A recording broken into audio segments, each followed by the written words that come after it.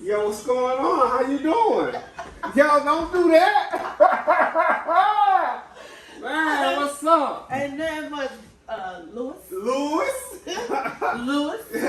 You doing all right? I am. Man, yo, this Truly highly favored. this like 30 years. Okay. This 30 years. This ain't no, oh, well, can I come? This is 30 years. This is history and all. And all. Yeah, quit playing. So, my name Louis. I'm the host of Ain't No Days Off. This is Temika. Temika. Thank you for coming on the show. Definitely. Couldn't wait. You could, what? Couldn't wait. You been ready. I got to give my story testimony.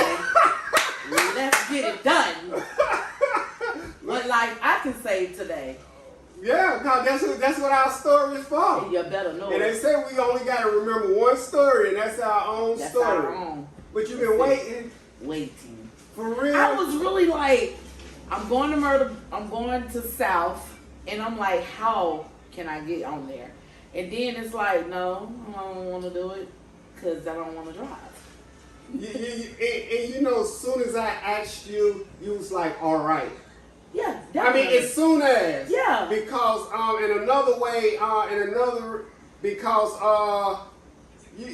we always have believed in each other, like for real. I want to tell you something on the podcast. Tell me. Because you never knew. I would like to hear. You really would like to hear I it. would love to hear. Lewis, I had a crush on you when I first met you. For real. I did. You was scared. I was scared. Why? What made you scared? Because I was in the world. We was. I didn't know you was. I didn't. But I'm gonna tell you, I seen. before. Nah, I seen you. You was talking. I'm not sure who the guys were. We was in Grill Park. I stayed on the bottom end. You was up at the top. Well, somebody else stayed up at the top. I don't want to call names, but at the top, loud woman. So you were there, and I was walking through the fence, the little cut, and I only heard you. So somebody introduced me to you to purchase. And I was like, dang, he fine. No, I'm going to say the word. I said, damn, he fine. What? That way. That way. So I didn't see you for a couple of days. Left it at that. I didn't ask about you. I didn't question nobody. None of that. And I seen you again at the store. But you was with someone that I knew that wasn't cool. You know what I mean? Yeah. So I kept it moving. Well, I never knew that. And I just left it at But that. that's nice to know. But knowing that we never, you know, like when we and we use together. I mean a lot. We Yeah, over everywhere use it a lot. So we got history. Mm-hmm.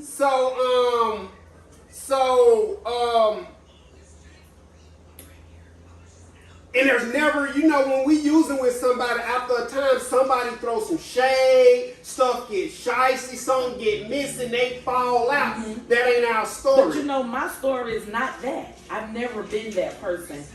Starting into the addiction, honestly, before you met me, I was always a maintainer. You know what I mean? I kept a nice house. I kept my kids up.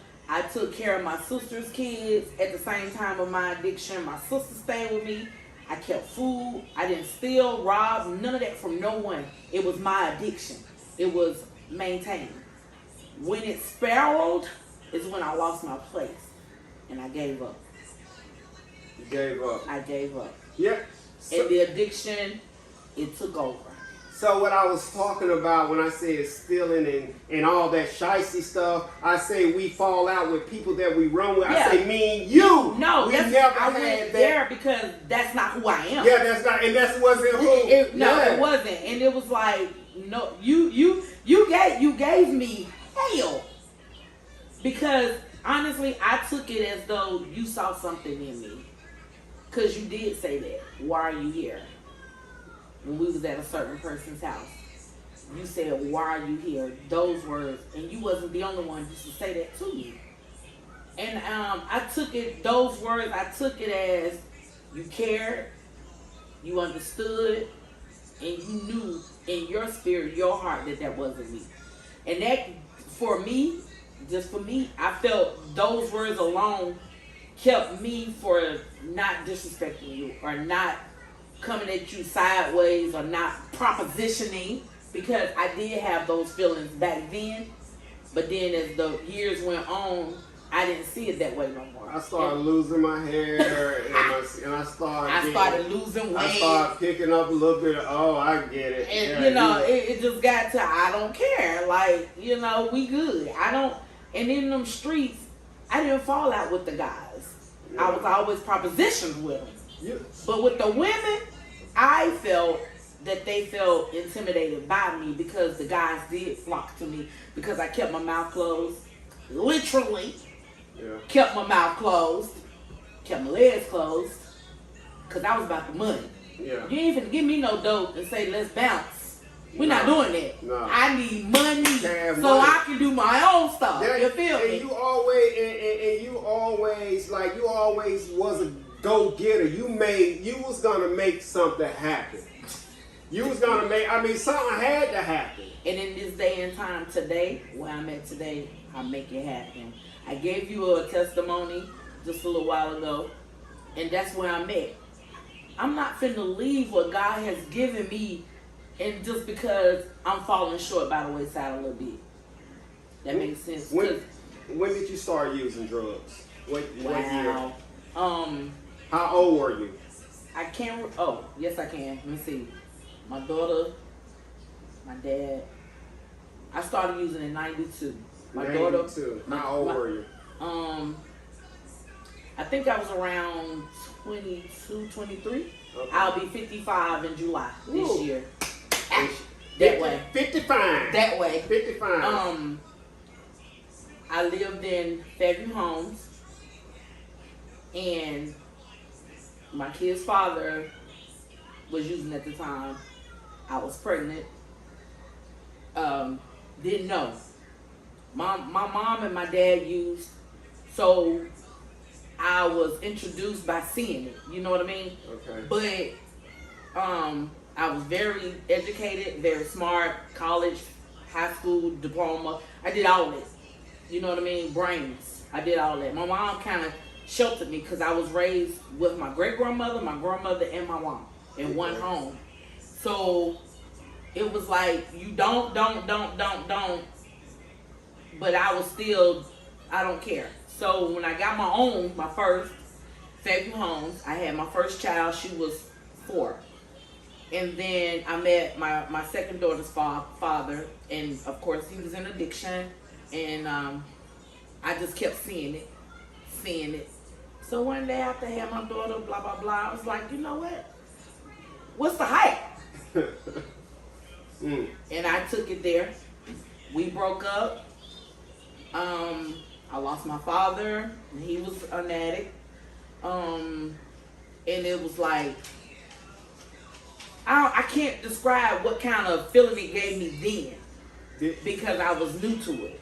So I would just think I was just doing it because other people were doing it. You know what I mean? Did you lose your father to addiction? Yes. It was actually mistaken identity. And my dad he was a dealer, also a user. In the wrong place at the wrong time.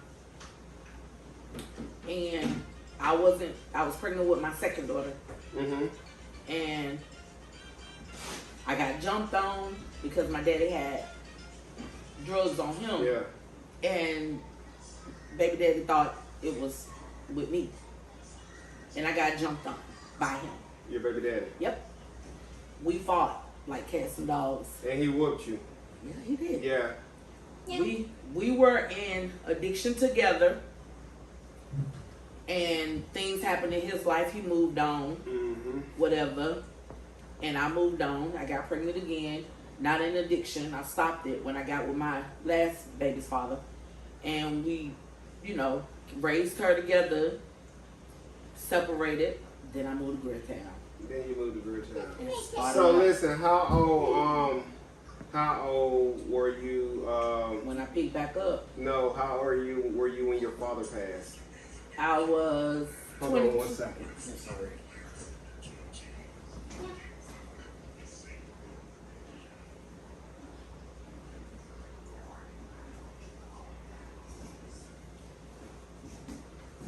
My daddy died in 91. I had Tiana in 91. I think I was 22, 23. When I actually picked up for the first time. And this was crack? Yep. I smoked Judy flies. Okay. I didn't get introduced to the other, the stem, the pipe, the pipe, the glass, all that. Yeah. Till probably around 2013, 14. You know, that was this guy in Gridtown. I'm not into that saying people names on here. Great. But we was in Gridtown. We was on a block. And that's where, you know, that block was like a magnet to everybody. Everything and everybody. Yeah, but at first, that's when everybody was everybody.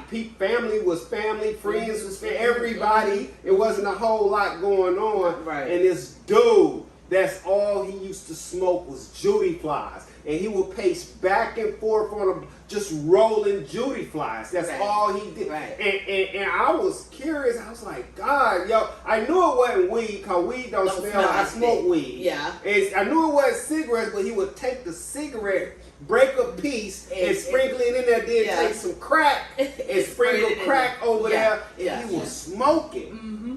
And one day I remember I was on Heflin Street. I don't know if you remember Big Hurt. Stayed on Heflin Street. When he used to walk down the hall, he was big, had a trap house on, and I was in there and I was bagging it up, and I rolled one.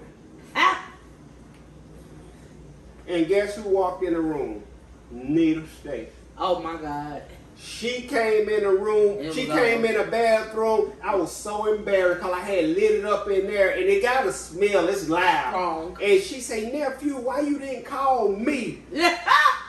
That made. Oh, and before I got to the block, the word had got out. She had already done passed the block. You know, starting off with that, I used to smoke outside. I never smoked in my house because of the smell. Yeah.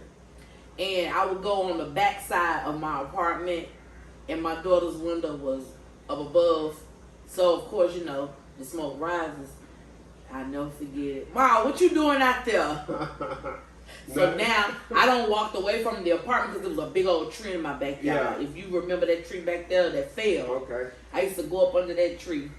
And I think my OCD kicked in a lot, too. Because when I get through, I come in, I start cleaning up, doing all kind of stuff. You know what I mean?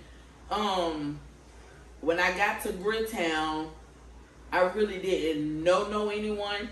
I knew a couple of guys because when I went to West Met, my oldest daughter's father went to East Met. East Met. And he was from Cherry. So I hung pretty much in, you know, that vicinity, so I knew. So I would say, and another young lady, we went to Garinger together, and she was in addiction. So she and I hooked up, and she introduced it, and this person introduced it, and it went from there. Like I started knowing who was who, where was where. You still smoking Judy flies at this time? Mm-hmm. So when did you first hit your stick? No, hold on. Is your mother still alive? Yes. She's still alive. Yes. And clean, and she ain't using no more, but she did, and they used to use in front of you. She didn't use hard. She used soft. She used soft. My father was a shooter. Okay, IV. Yes. Okay, so let me ask you this: knowing what you know now about addiction and using drugs, you're clean now. Congratulations. How long do you got clean? 13, baby. Hey. 14, September the 27th. All right. So you're clean now. Mm-hmm. So do you think, looking back, that your mom and dad were addicts? No. I didn't know. I'm talking about looking back. Did you see any dysfunction? What you know now, you see any? No. There was no dysfunction. Negative. None. My mom owned a liquor house. Okay. She worked 2 jobs. Okay. Kept a house full of people all the time because she owned a liquor house. She did fish fries. Like, I just thought that was a normal shit. Oh, excuse me. Okay. Then my dad, jiggy, clean. I'm talking about heels, name brand pants, jewelry, like a rapper. jury, like all that. Never knew until I came home from school in the 10th grade, and I was staying with my father, and I was knocking on the door, car outside, couldn't get in. Went to the back, climbed through the window, and him and my uncle was sitting at the kitchen table. Everybody looked at me, I looked at them, and I looked down, and they looked down. I came on through the window. They proceeded to do what they were doing. I went on upstairs. But you had processed it while but you just kept it moving. Kept it moving. I knew what it was because my mom was like, your daddy do this, your daddy do that, I do this, I do that. And I was in the 10th grade. That was 85? 85? Yeah, because I graduated in 87, so right in that time. Kept it moving. I want to stress this to you. I want to skip all of that and go straight to my first time getting clean. I've only done it twice. Okay. The second time I went cold turkey. But the first time, I must say this, and I'm getting it in my head that I must say this. I went to treatment in 2000. First time. And I did my recovery in South Carolina. Okay. And we had a family day kind of thingy where the families come in, whatever, and you talk it out like a therapy session. And I sat there and I looked at my mom and I said, Mom, do you remember all the times that you had your husband take me to school? You had me in the house cleaning up for my granddaddy because we took care of my granddaddy. Mm-hmm. Where you had me doing my little sister's hair, cooking and cleaning. Thank God I was taught that. Yeah. But what came behind that, it hurted. You know what I mean? Mm. So in this session, I looked at her and I said, Mom, do you remember that? And she was like, yeah, of course. Yeah. You know, whatever. I said, well, do you know what was going on at the time of that? And she was like, no. I said, your husband was molesting me. Mm. Not your daddy. No, her husband. Her husband, okay. She was like, what? Yeah. So the counselor, my sister, me, and my mom ran out the door. Didn't come back in. Mm. My sister left. I'm still sitting there. Okay. Looking for my mom to come back. Never came back. I got out of treatment on November the 20th on Thanksgiving. In that same year, got the call because I went to Hope Haven for 30 days. Went in after the 31st day, I got my apartment in Gridtown. This was the first time I got clean. So I made a special trip to see my mom because she lived out of town. And I, had a good time, whatever. And I said, Mom, I want to talk to you. Now I was clean. Why did you leave? So in the years of living, I felt that I've been let down twice by you, and you're my mom, you're my protector. At the time, yes, I believed in God. I've always did that because I was raised in the church, whatever, but on the earth. And then she was like, I just didn't know how to respond. I didn't know what to say. I didn't know what to do. I said, well, now's your chance. It's just me and you. Her response was, you're my firstborn, and I never could imagine that happening to you. Mm. To not give it all up, but to say this, Lewis, I had 3 girls of my own. And this is why I didn't get high in the house. This is why I didn't bring me into my house. This is why no one ever stayed with me as far as a man. Because you wasn't going to let that happen to yours. Was not. To this day, my daughter is 35, she'll be 36. I have a 32, and I have a 28. Never seen you. Never. When I was 13 years ago, I was living in a boarding house.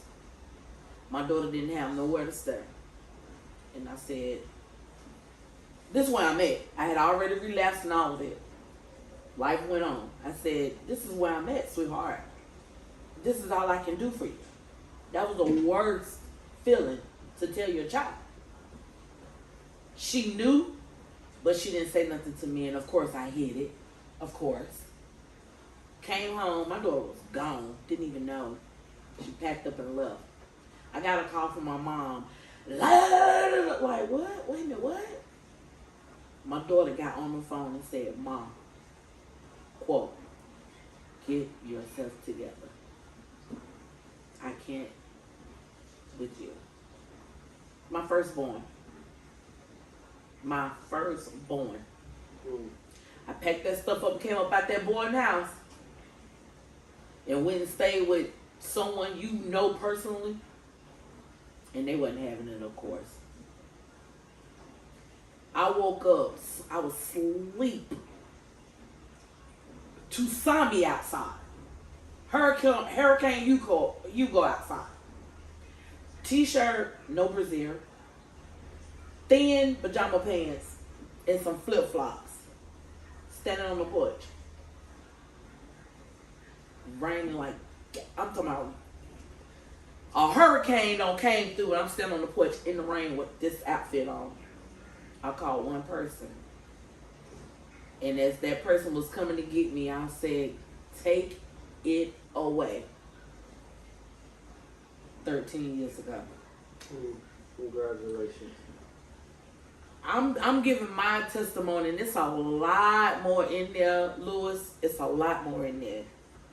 I wasn't propositioning with no one. I tried my best not to.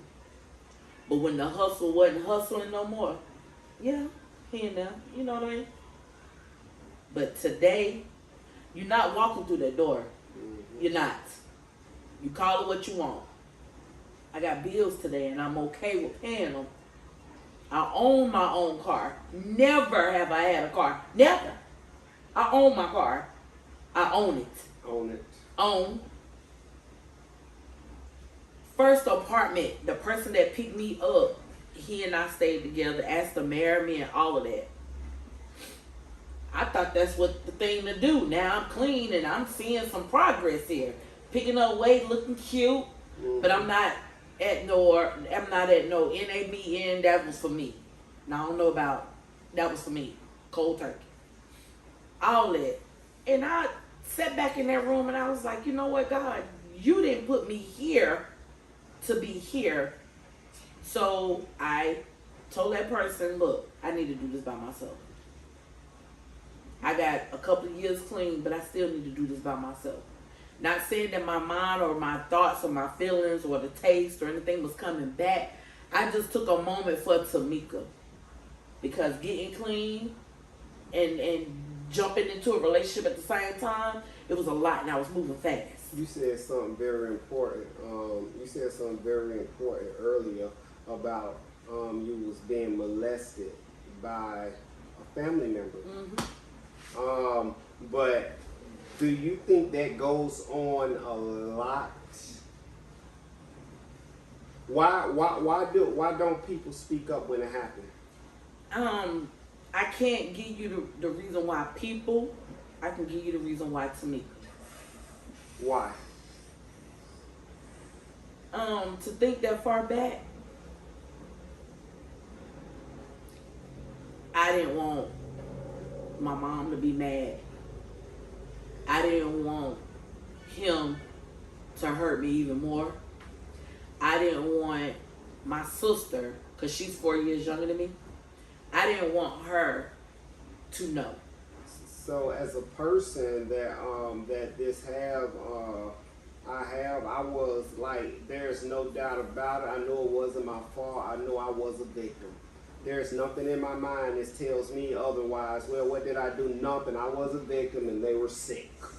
That's what it was. Yeah, because he was an addict too. And they were bigger. They were stronger. And as a kid growing up, a child stayed in a child place. Regardless of what's going on, a child stayed in a child's place. What goes on in this house, stay in this house. And if you took something outside of that house, you were more afraid of the consequences right. that would go on when the word got back that you done took So as a child, we felt like we really did not have a voice, and there wasn't nowhere that we couldn't get online and search for nothing. There was no social media. No phones.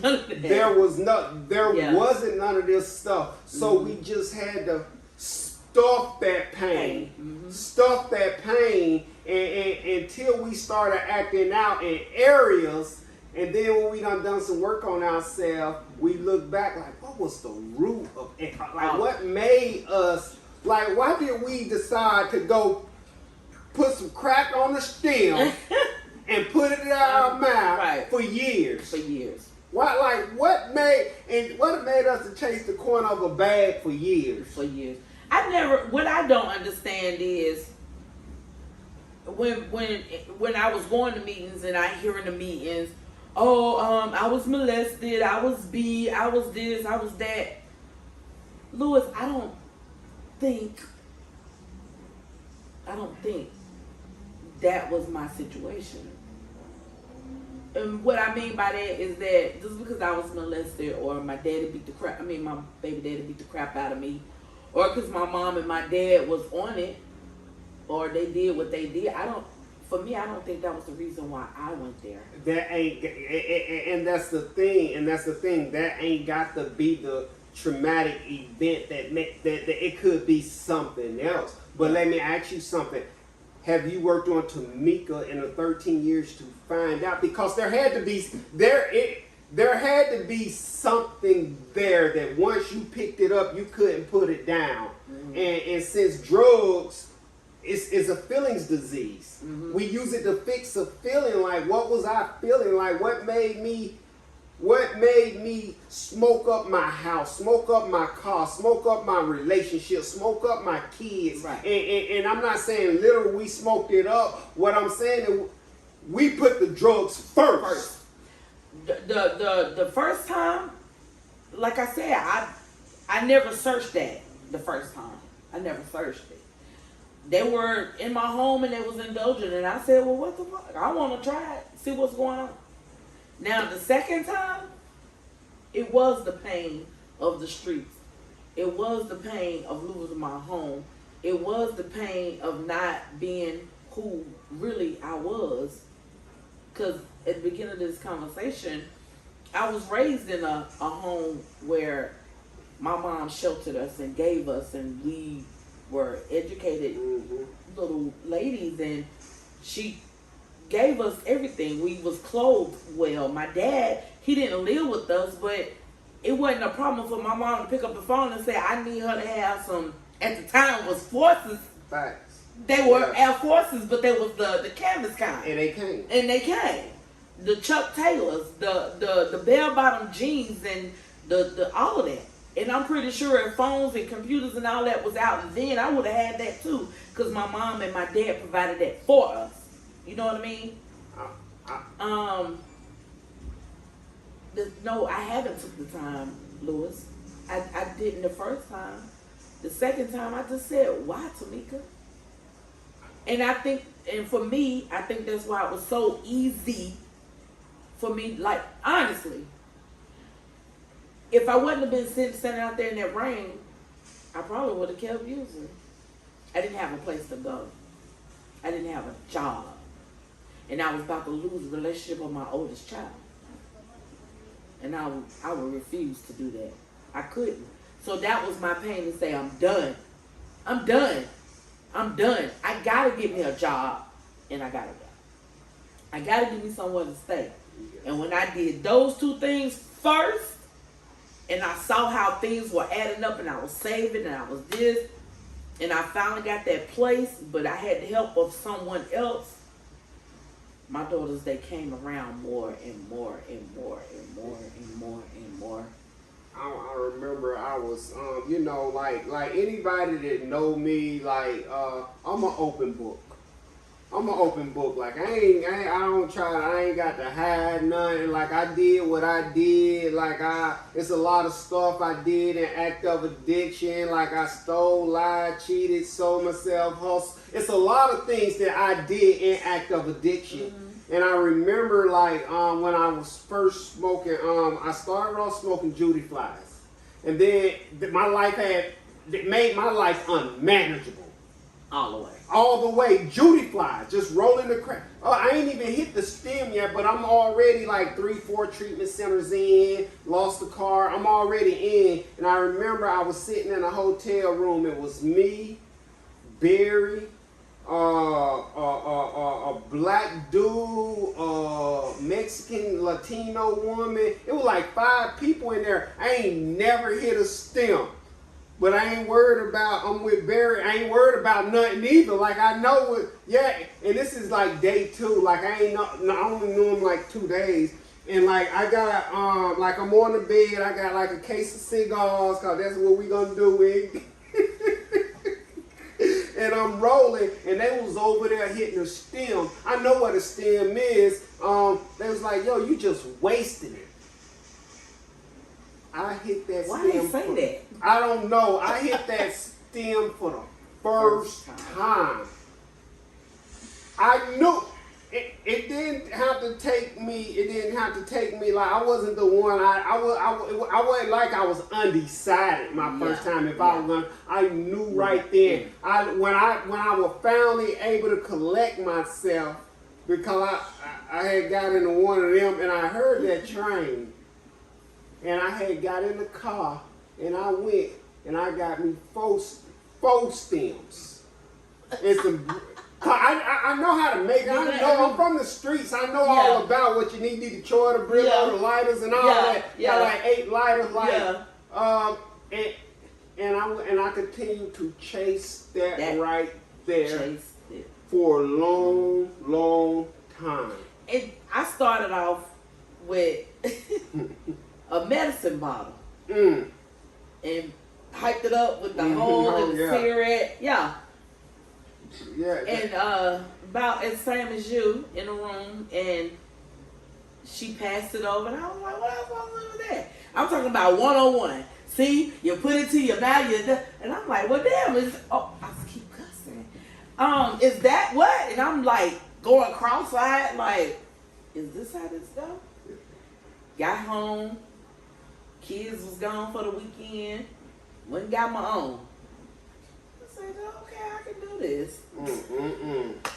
Like, the lies we you know what I'm saying? The lies. Like what? You know, Lewis, justification was a lot of my addiction too. Cause I didn't steal. I didn't go to Family Dollar food line and steal food because my kids ate. Yeah. I ate. We went to the grocery store with stamps. Yeah. None of that. And I always had my own place. So I wasn't stealing out my home for, to take away from my kids. Because again, in my heart, in my soul, I didn't want to see my kids do without because I was hiding it from my mom. My daddy was gone. My sister, I was just hiding it. So I had to make sure I held this persona so wouldn't nobody know. You know what I mean? Kept it cute. Kept it cute. Made sure my house stayed clean. Made sure my kids, whatever. Dying. Killing myself. Because I was always hustling. Going to certain people. Braiding hair. Cleaning their house. Washing cars. Moving. I kept something going so I wouldn't have to be propositioned. Or, clean the barbershop. Yeah. You know what I mean? Doing little stuff like that to make sure that I'll keep it hid to make sure my kids are straight. Were you ever propositioned? Of course I was. Did you ever? Of course I did. You did? How did you feel at the time? Miserable. Not miserable. Yeah. And then it got to the point, honestly, in my head, I'm like, I'm a bad. Because they was calling my phone. Where you at? I had people looking for me in the streets. Where she at? You know what I mean? Yeah. It was a hustle. And then it got to the point where I was like, nah, bro, you ain't finna give me that. You gonna finna give me some money. And I ain't talking about no $20, $30, $40, $50. Well, I'm gonna give you half. Nah, we ain't even doing that. It's over for you. We good. Because I was an expensive one. Have anybody ever held that lifestyle over your head? Yep. Today. Today, someone is holding that lifestyle. No, not today, but to this day. No, we're not doing it. Don't you see who I am and who I was then? They don't want to. Let me tell you this right here. When I was in the streets, when I was doing drugs, selling drugs, whatever I was doing in the streets,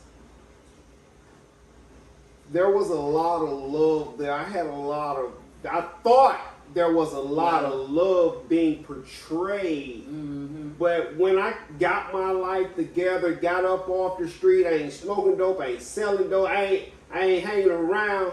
You know, people look at how you turn yourself with a jealous heart. Of course. It ain't that we think we better than nobody. No. We just don't want to be in that where you want us to smoke dope and die. Right. You want us to be homeless. Right. You want us to be out there in them people's jail, sleeping in them empty houses, doing stuff that we wasn't raised to do. Is that what you want? Is that what Why you are you mad? My daughter just moved out of Gridtown 3 weeks ago.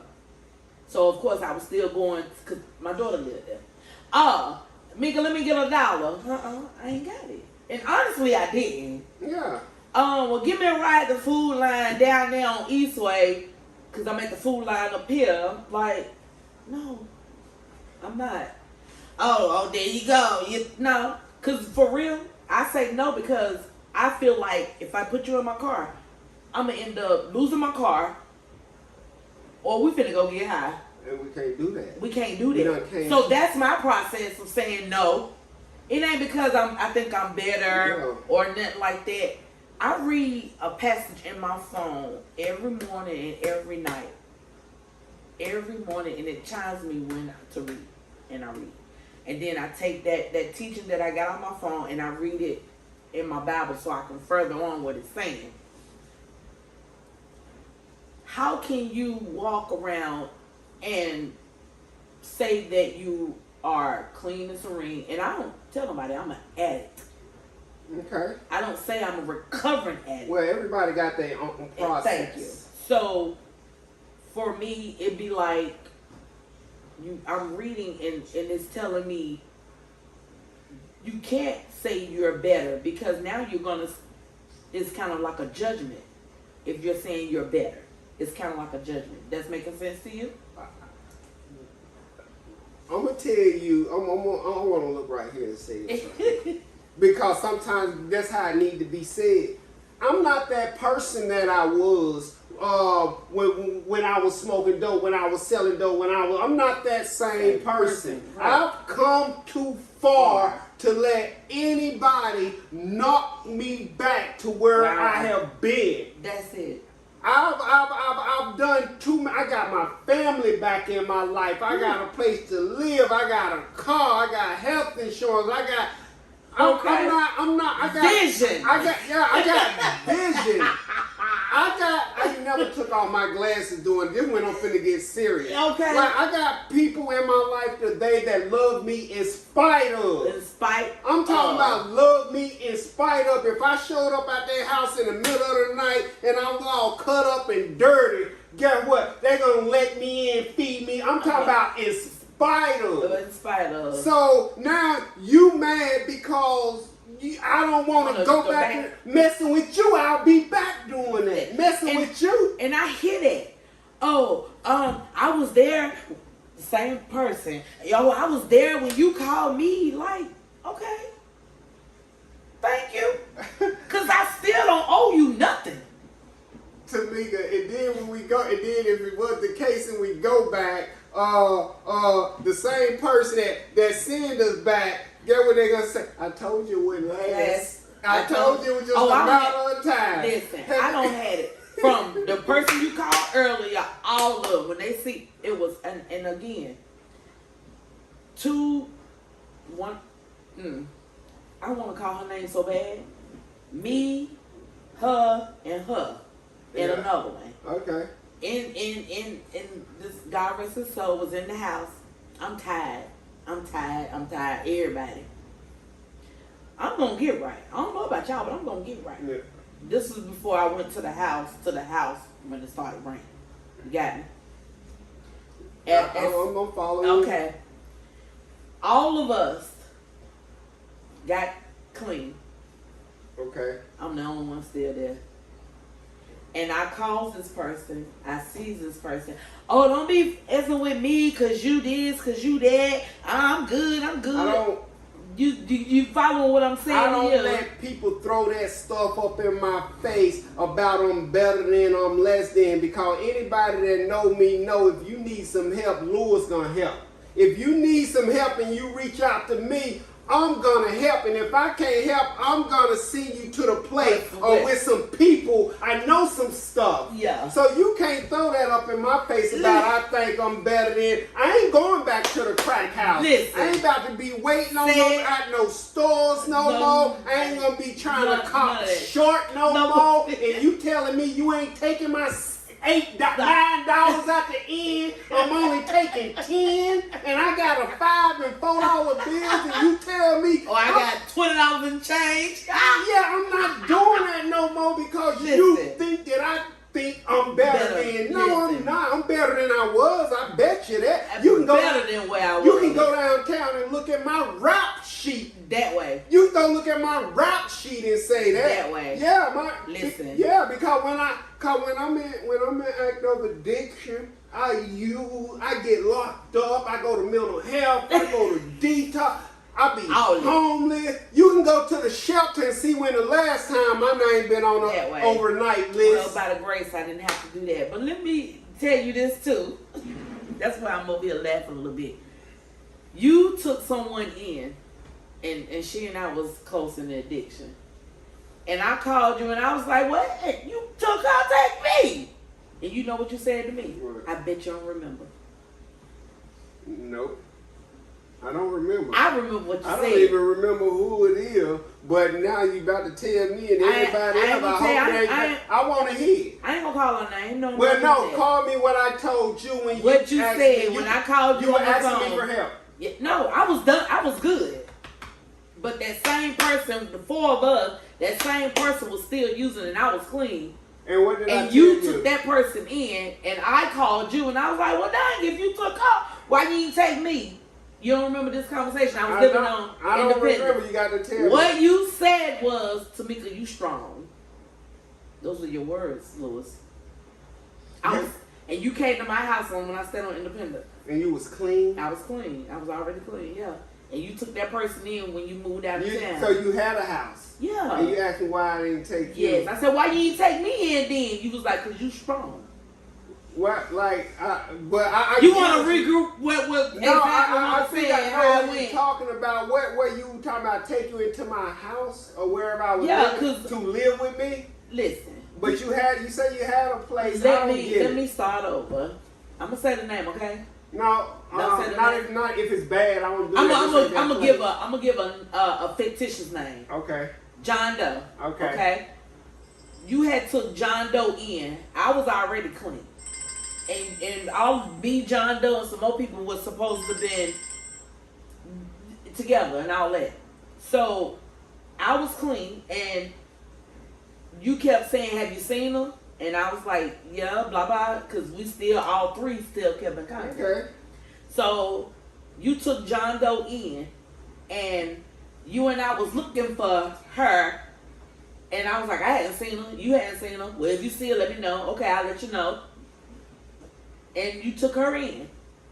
And when I called you, I said, well, hell, why you didn't call me? And you said, because you was strong. I didn't have to call you. I didn't have to come and get you. No words.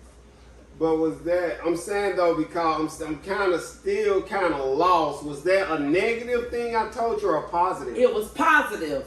Because you're strong. Because I was strong. And that goes back to the beginning of the conversation of you and I. You looked at me as a certain kind of way. Temika, you good. When I was in my addiction, you was in your addiction. You gonna be alright. You gonna be straight. You saw me, the words that you said to me, and I had to crush. It went that way. To whereas, I'm good. Does that make sense to you now? It makes sense, but I don't remember the conversation. It went just like that. Over the phone. When you came back, you called and said, I'm just checking on you. I said, I got a new place. Come and see me. I stayed on Independence. I had red hair. Yeah, I remember that we took a picture together. Exactly. Your birthday. You talking about in Myrtle Beach? Yes. Jackie. God darn it! You said don't call her name. Yeah, that's exactly. Now you remember it's coming back to you. Yeah, no, but you're wrong. How? You're wrong. How? Cause she didn't use not one day when she was living. No, with I didn't say she did.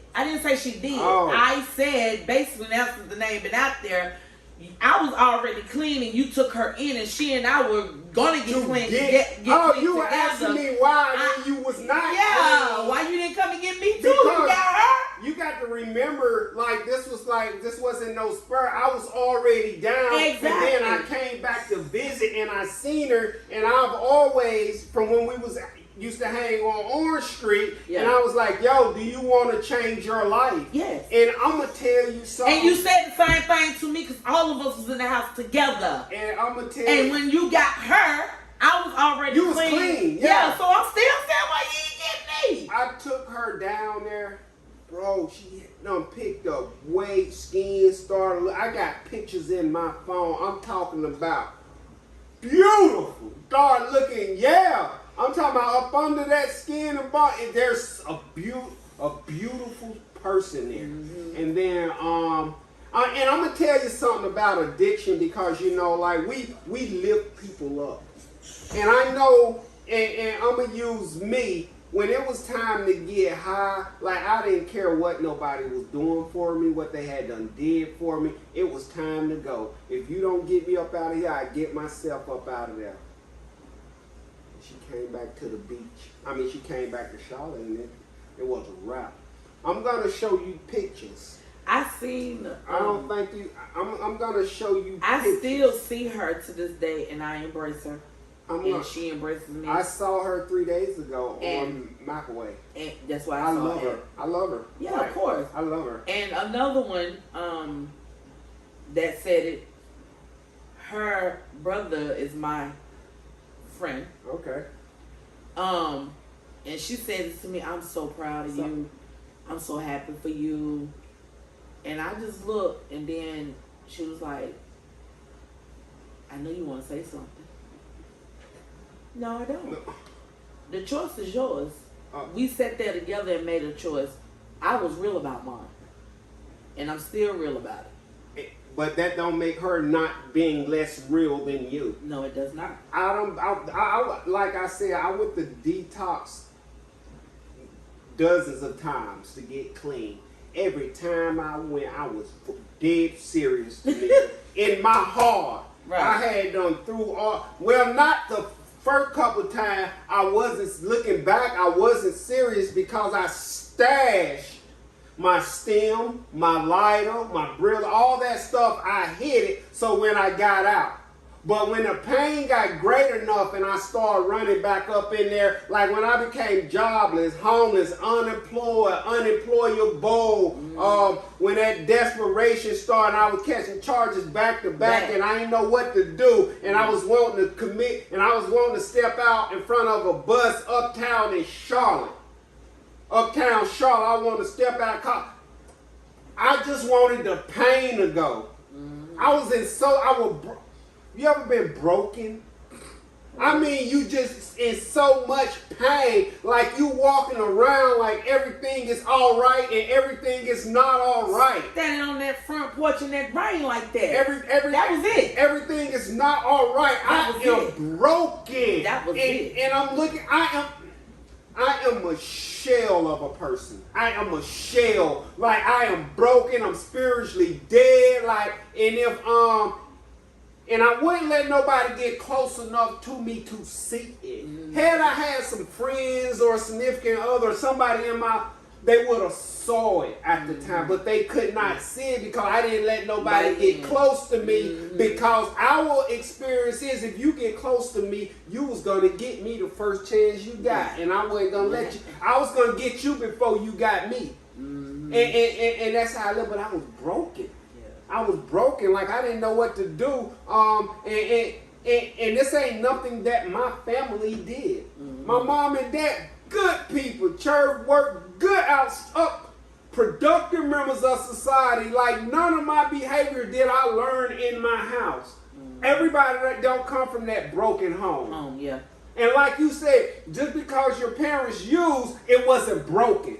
We call that functional. Yeah. We call it definitely functional. Was functional. Yeah, but I was broken to me. I was too. Suicide. Have you ever been suicidal? No. So I have. Never that. And it was so bad. It was so bad. Like I just wanted the pain. I wanted to kill others, but and this ain't. and it was real. This ain't a physical pain. This is a mental, spiritual pain. The worst pain because and guess what? Not only that, you didn't do it. She didn't do it. He didn't do it. They didn't do it. It was self-inflicted. I was doing it, and I just wanted out of it. I just wanted out of it. Right. And I did. I'm so glad that I didn't. I'm so glad that I didn't go through with it today.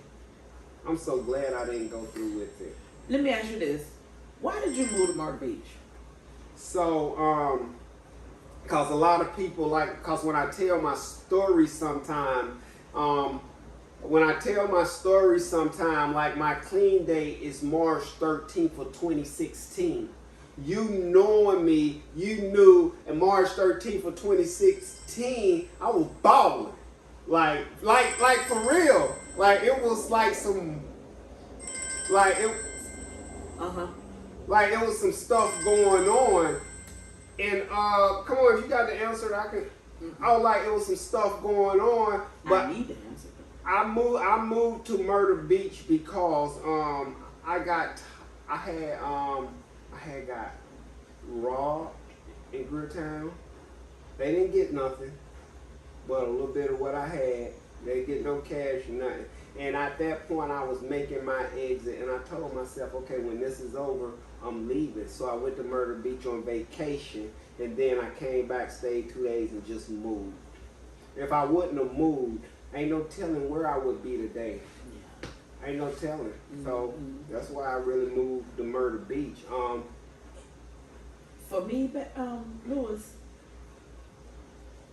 the NA thing, people, places, and things, I did do that.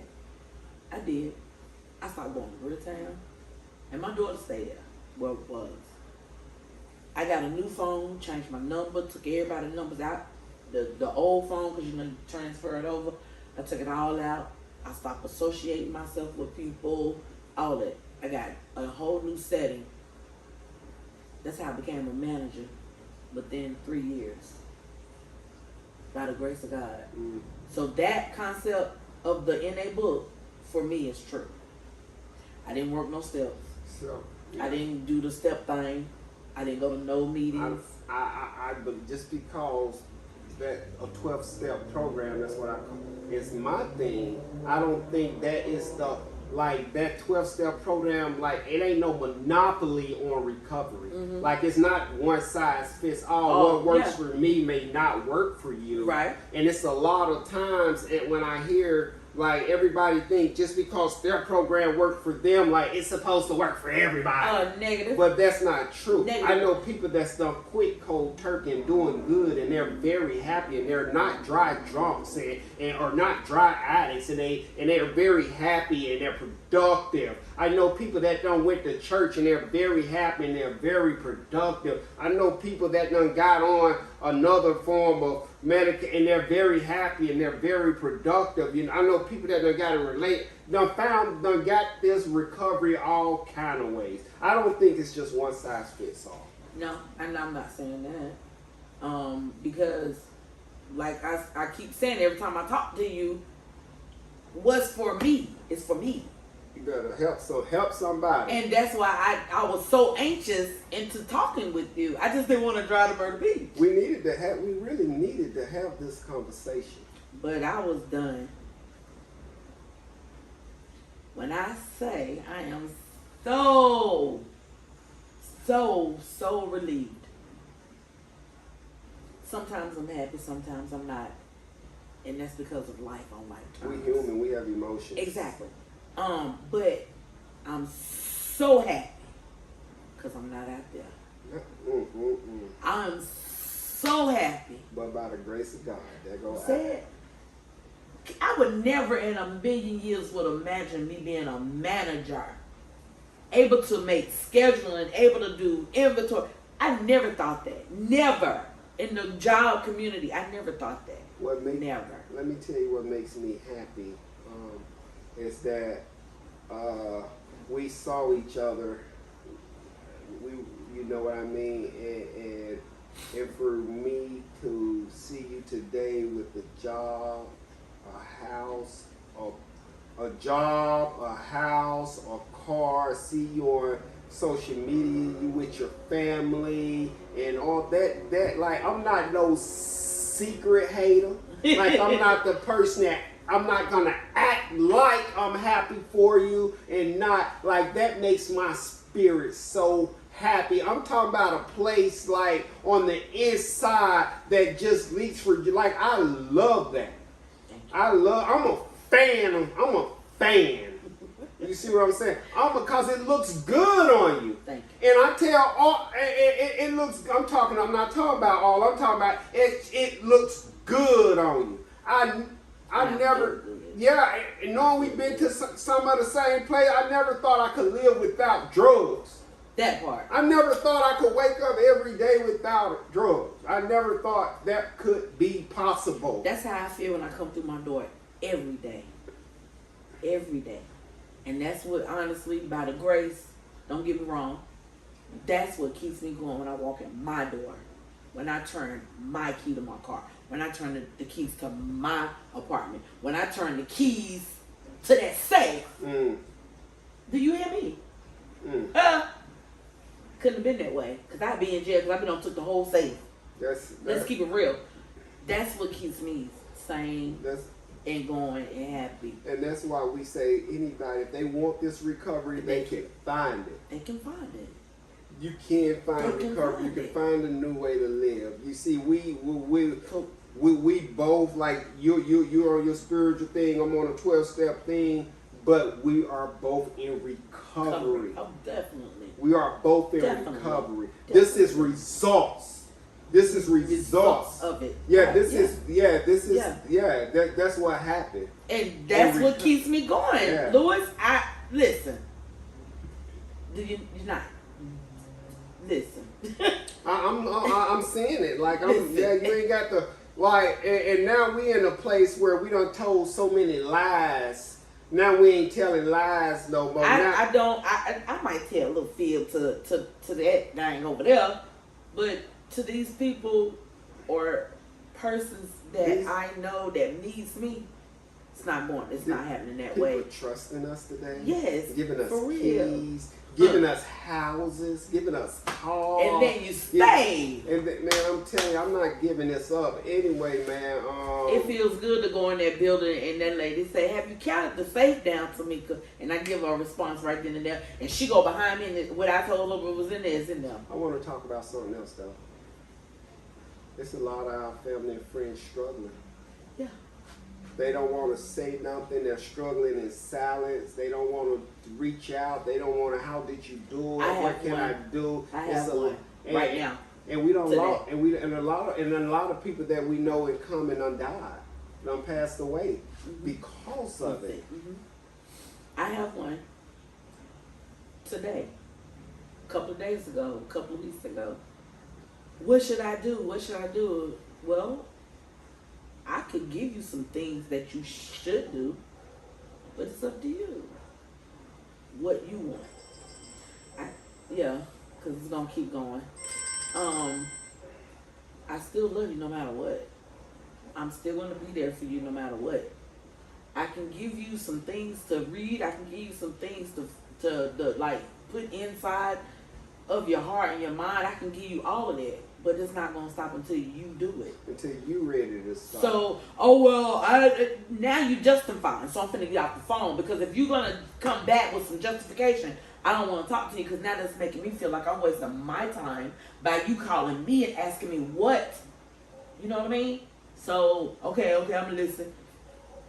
But you don't broke it up now. I don't even feel like the spirit is still within me. But if I'm telling you, you can't fight the spirit. If you're tired, you're tired. You got to admit that. and you got to go forward with it. Some people want me to, because I used to do what I used to do, and I won't enable them. Now they think that I think I'm better than them.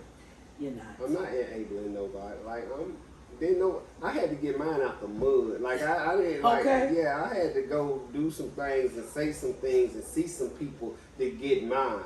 Mm-hmm. But I love you. And if you ready, I'm here. I'm here. You give me a call. You get in touch with me. I'm here. I love you. I love you to death. When you ready, but and that's the thing. I can't love you to death. No.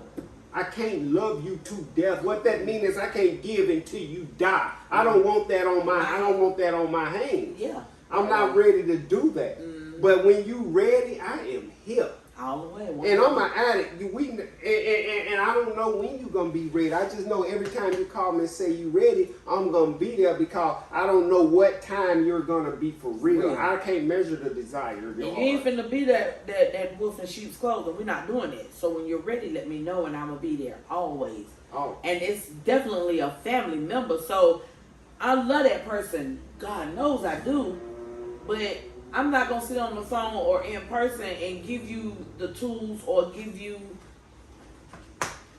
what you get what I'm trying to say. I'm not going to keep giving it to you. You keep trying to come back. Well, I don't do it this way, but I do it that way. But I can't do it this way. But yeah, no. When it's family, when it's something going on with your family, that be the hardest. Don't. That be, I mean, and let's not even say about the drugs right quick. Let's just say about some kind of misunderstanding, or argument, strife, beef, or something like that. Misunderstandings when it's going on. That's when it really hurts us the most. But sometimes it's better still, even in that case. Sometimes you gotta let people be where they are. Exactly. And let them go with whatever delusional thing, whatever makes you feel better, helps you sleep. Guess what? I am okay with that. But just know I don't feel like however you feel. I don't feel like that in my heart. I love you. I love you. Yeah, I really love you. Okay, well we can, but thank you so much. I love you, bird. Thank you so much. This was good. Yes, it was. Oh my God. All right, I love you. Thank you so much. Oh, it's such a pleasure with you. Yeah, it was. And I can say this before you really cut it off. That's a good man. Because you did call me. If it wasn't once a month, you called and said, Temika, how you doing? And that meant a lot to me. So thank you. Love you. Peace out.